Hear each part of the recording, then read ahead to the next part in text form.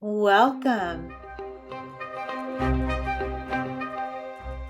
Reading Goodnight Stories with Bored Grandma. Hello, grandchildren. Grandma here. Are you ready for bed? Do you have your teeth brushed? If so, then here we go. Tonight I'm going to read to you fairy tales and fables.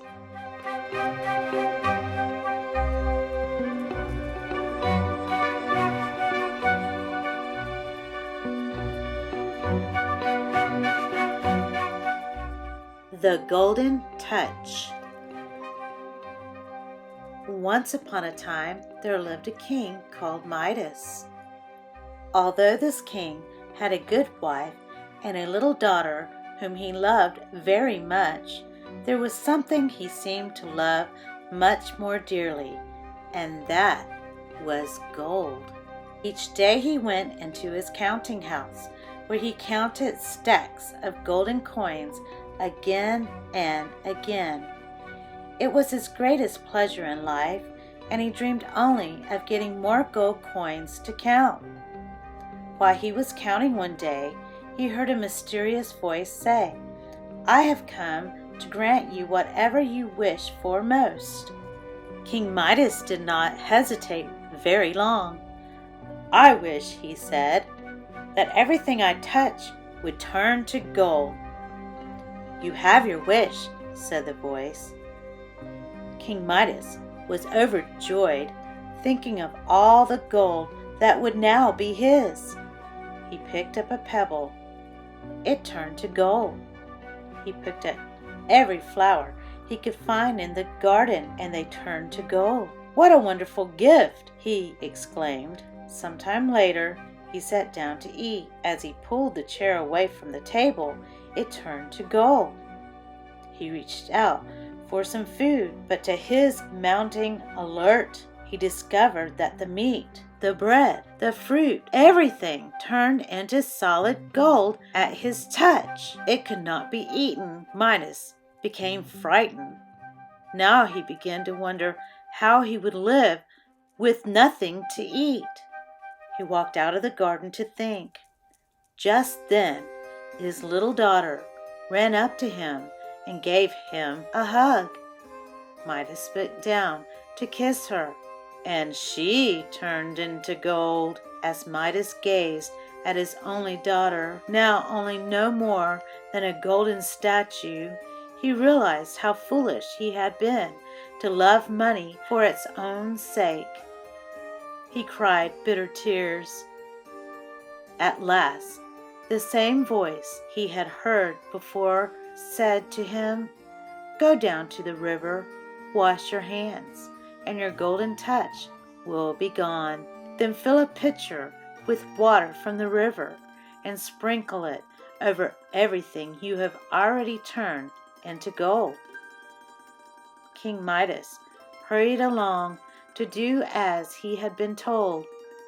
When the river water was sprinkled on the golden statue of his child, the little girl returned to life. The flowers returned to their natural color and beauty. Food could again be taken in hand without turning hard and shining gold. King Midas had learned his lesson.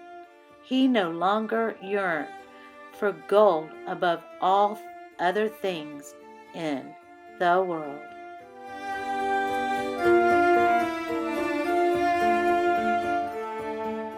The Ugly Duckling. The country was lovely just then. It was summer.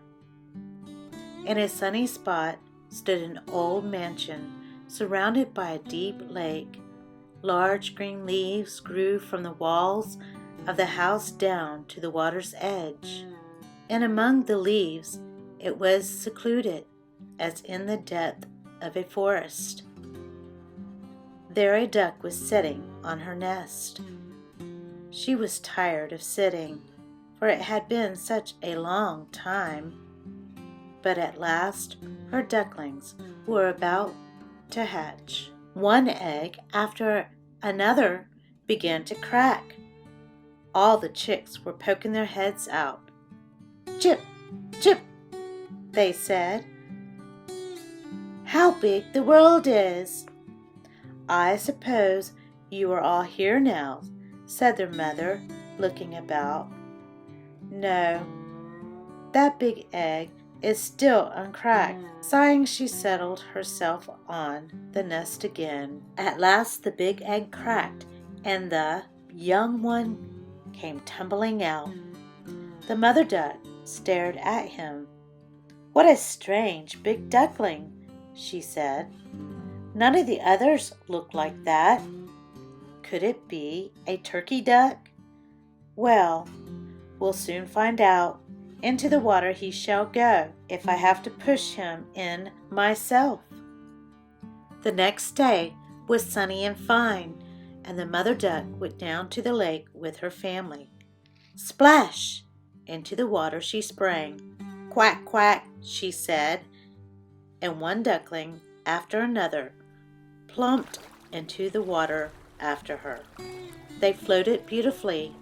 Even the big ugly gray one swam about with them. Then they went to the duck yard. The other ducks stared at them and said, "Look, there's another tribe, as if there weren't enough of us already, and how ugly that duck is. We won't stand for him." And one duck flew at him and bit him on the neck. "Leave him alone," said the mother duck. "He isn't doing any harm." The poor ugly duckling was made fun of by all the other ducks, and by the chickens too. "He's so big and ugly," they all said, and the duck bit him, and the hens pecked him. Even his brothers and sisters were unkind to him. He didn't know what to do or where to go. He ran through the hedge, and the birds in the bushes flew away. "They are afraid of me because I'm so ugly," he thought, and he ran on. At last he came to the broad marsh where the wild ducks lived. There he lay the whole night, too weary to move. In the morning, the wild ducks flew up to have a look at their new companion. The little duckling bowed. "You are really very ugly," they said, "but we don't care as long as you don't wish to marry into our family." Poor duckling. He certainly never thought of marriage. All he wanted was to be allowed to lie among the reed and drink the water from the marsh.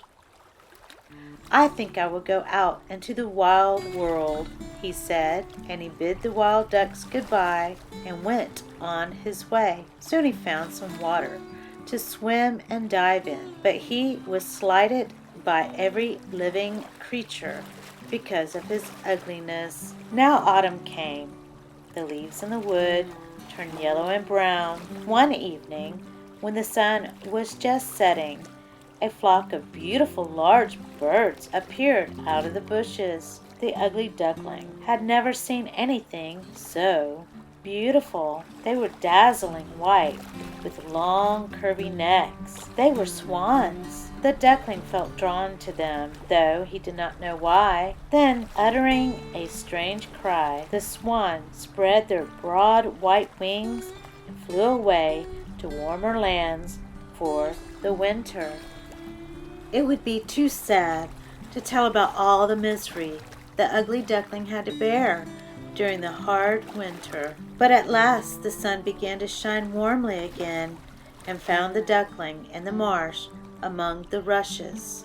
Then all at once he raised his wings, and they flapped with much greater strength than ever before, and they bore him off. Before he knew it, he found himself in a large garden. Just in front of him were 3 beautiful swans. The duckling recognized them, and he was filled with a strange sadness. "I'll fly to them and let them hack me to pieces," he thought, "because one as ugly as I dares to come near them. But I don't care.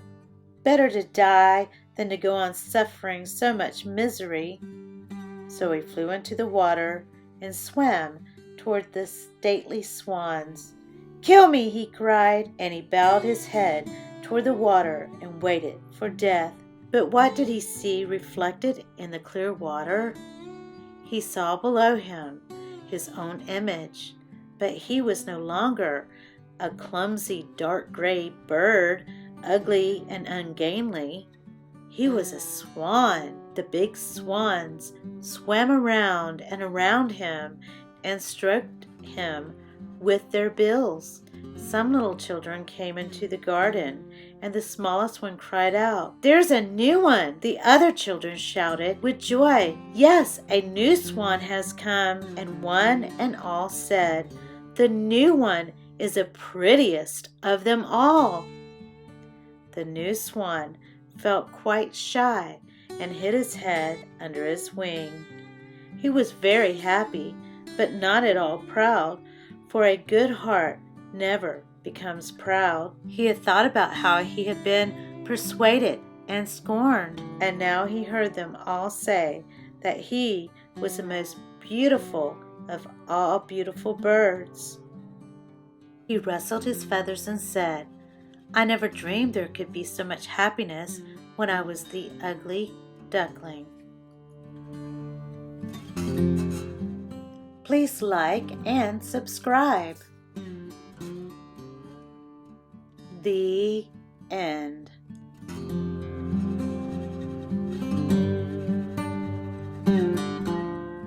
Off to dreamland you go.